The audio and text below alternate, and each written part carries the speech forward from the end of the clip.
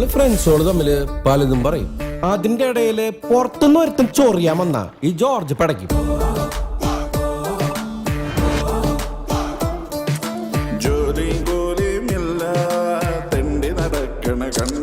എന്താ പറഞ്ഞു? മുള്ളിയോണ്ടിരുന്നപ്പോഴാ ഒരു കാര്യം ഓർത്തെ.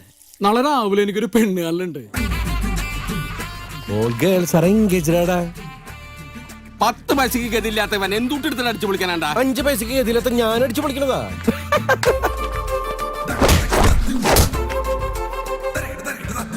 പാടി പാടി നമ്മുടെ റിമിറ്റോമിനെ മലത്തി അടിക്കണോട്ടാ.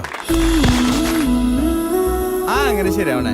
ആ കിടാവ് ഇങ്ങനെ കർത്താവിനും മണവാട്ടിയാവും നടക്കല്ലേ? മണവാട്ടിമാരിങ്ങനെ വാരി കൂട്ടാനായിട്ട് കർത്താവ് കൃഷ്ണനായിട്ട് കോമ്പറ്റീഷൻ ഒന്നും ഇല്ല.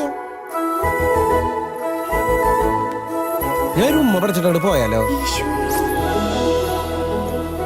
ജോസഫിന് വിശന്നിട്ട് വയ്യടാ. വയറ് കണ്ട നീ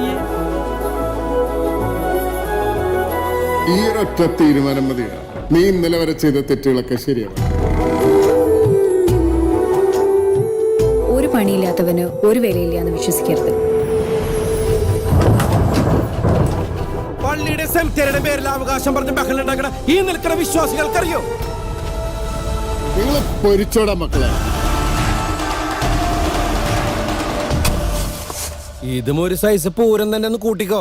നമ്മള് നടത്തണ പൂരം ഈ ജോർജ് ഏട്ടന്റെ പൂരം.